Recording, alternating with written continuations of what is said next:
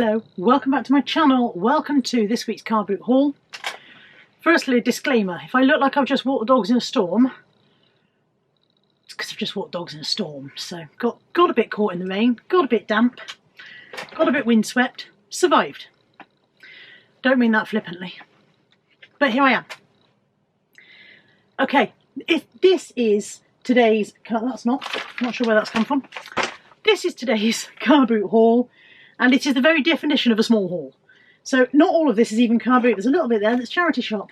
This bit's car boot, and it was today very slim pickings. I think the storm has put most people off from the fun activity of going to a car boot sale or doing a car boot sale this week. Thanks, Eunice. Anyway, I didn't need the stock. My death pile's regrowing at an alarming rate, so I'm quite happy with what I got. First little section. This is a £15 bundle, all from one guy. He's a house clearance guy.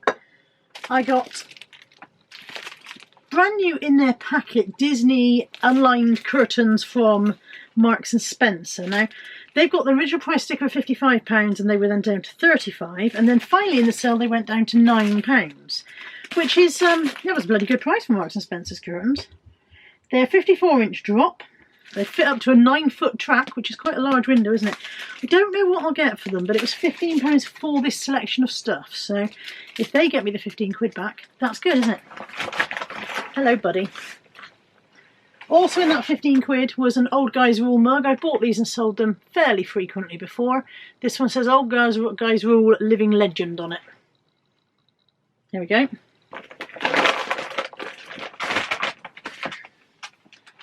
Still within the £15, series 1, 2 and 3, hopefully they're all in there, of Resale and Isles.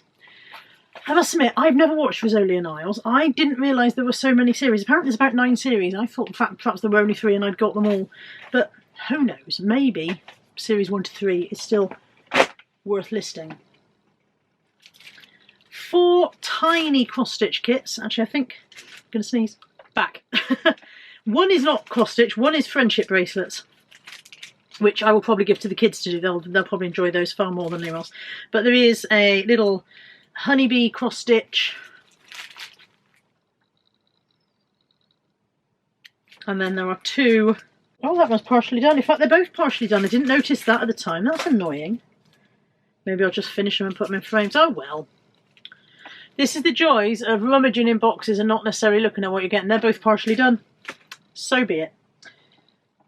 Also in that little bundle is one of the little Me to You figurines. This is all wrapped up from 2002 and it's quite cute. I've never bought these before, but I just chucked it into my armful of stuff. I'm sure people collect these.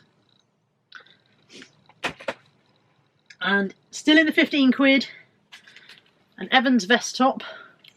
This is Evans old stock because they haven't done East Coast for a long time. What if there's a date on it?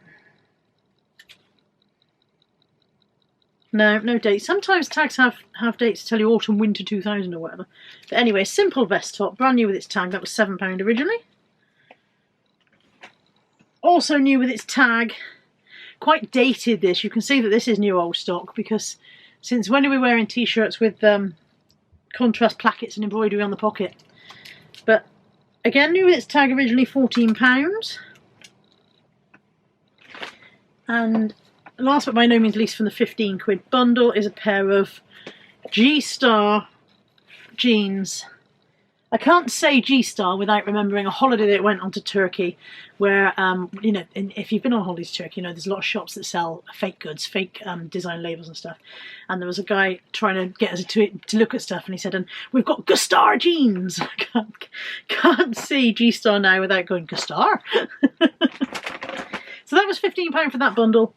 And hopefully the curtains should bring me back the £15 and the rest is gravy. And then £5 for this little pile from Steve the Car Boot Guy. I got a Halifax Safer in red. They used to be really good money, but they're not as good as they used to be. Got a vintage Spears flower press in its box, which is unusual. Now I wondered, is it a vintage flower press or is it just retro and they've made, you know, put it in an old style box? I'm not sure. I guess I'll know when I start researching. But also See, the instructions definitely look very vintage. That looks really vintage. Also, there are papers already in it, so I don't know if somebody's used it. They're very, very tightly done up. I want to have a look and see if there's any flowers in there. One wing nut undone so far, and there's 4 in total, so we'll be a while.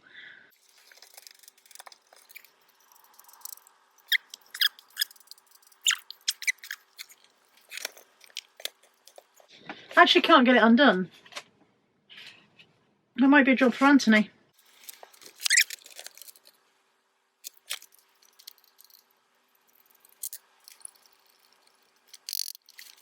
Later. I'm back!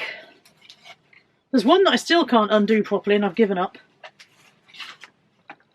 You realise I'm going to flick through these now and it's just going to be empty. There's going to be nothing in it. No, there are. There are some dried flowers in here after all of that. I know how long they've been there. I am not going to take these out. I'm going to sell. I will photograph them in their thing and sell it as it is, because maybe somebody else will want to use the dried flowers out of it. I can't. Finding it very difficult to unfold them without them falling off. There we go. A little bit of somebody's history. Somebody put these in here, didn't they? So there's that. I need to rebuild it, and and now's not the moment. Let's put that back there. I'll deal with that in a bit. Okay, so that was. It was a £5 from Stephen. It was the money box, if you remember way back when we started this. The money box, the flower press, complete with flowers. A set of the Remington bendy curlers. Now, these come in 2 different kinds of cases. They come in a pink suede case, and then they come in this pink leatherette one. And unfortunately, the leatherette ones are almost always damaged. The leatherette just doesn't hold up over time, and it starts to look like the dog's had a go at it. That is going to affect how much I can sell them for, obviously. But the curlers themselves are in perfectly good condition, so it's just a shame. Like I said, the leatherette does not hold up. Maybe that's why they switched to the pink suede, or maybe there's... I don't know. What do I know? I don't know anything. Also in that £5 is what would have been today's find of the day, except it has a chip. I did not notice the chip when I picked it up. I think it's possible that I chipped it bringing it home. It is an Emma Bridgewater Roses and Bees quarter-pint mug. It would have sold for about 30 quid, but that's quite an unpleasant chip on the side. It will still sell because people will buy it and display it that way around, but it won't sell for what it would have sold. And that looks like a fresh chip, so I think I've done that on the way home. I really should be more careful. So that was a £5. I then paid £3 for this from another guy. Now, if anybody has one of these at home, can you let me know if it was from a bank originally, if they were the kind that will issue from it? So it's a money box, you drop your coin in the top, it sorts it, and it drops it into a drawer that is the right denomination. So it doesn't quite work for modern coins because the 50p's are a different size now, so they don't go in right, and the pound coins and the 10p's get mixed up. But basically it drops it into a drawer with the denomination on there. And the guy, when I bought it, he was like, oh, that's one of those NatWest ones, and I can't find any reference to NatWest Bank. I can't find a picture of this on the internet anywhere from the search terms that I have thought of to put in. But maybe one of you guys had one of these as a kid. Maybe you know where they're from. Maybe you've got one now. There's no markings on it. There's no name on it of any kind. Nothing. No stamp. No maker stamp. Nothing. So if you know where these were from originally, I would love to know. If you can let me know in the comments section, that would be great. This was my only filler bag item, and so it went into Josh's filler bag this week, because no point doing filler bag if you've only got one item. It is an M&S Chime Giraffe. 50p from another stall for a pot. Myrian. I'm going to do that every time now. You may as well get used to it, Lex. This is Botanic Garden. And again, little jug. I managed to get this one home without chipping it. And that is actually it for my car boot haul. The last little bit is from the charity shop. I stopped at the charity shop on the way home, the Bernardo's by Parkway. And I spent £5 in there. And for my £5 I got a cross-stitch kit. This one has not been started, luckily. Another cross-stitch kit. These were £1.50 each. Again, that one hasn't been started. 2 comforters. When I grabbed that one, I thought it was a George one, but on second look, I think it might be F&F at Tesco. The care label's been removed, but I think it might be a Tesco F&F. And that one is next, and I can't find any reference to that one online either. So, doing well for research today, but it's definitely next. It says next on the tag. And then finally, last but not least, my second bit of Emma Bridgewater of the day, and this one is not chipped. This is an espresso cup from the Christmas Joy range. and I might get 15 on that if I'm lucky. It is tiny, so it's an espresso mug, but at least it hasn't got a chip in it like the jug. That is it. That is the haul and all of the haul. It is a small haul. This video recording is 14 minutes long at the moment, and by the time I've trimmed out all of the bits of me faffing about with that flower press, it's probably going to be about 5 minutes. But thank you for joining me. I hope you've enjoyed seeing what I picked up, even though it was very brief. And I'll be back soon. Take care. Bye for now.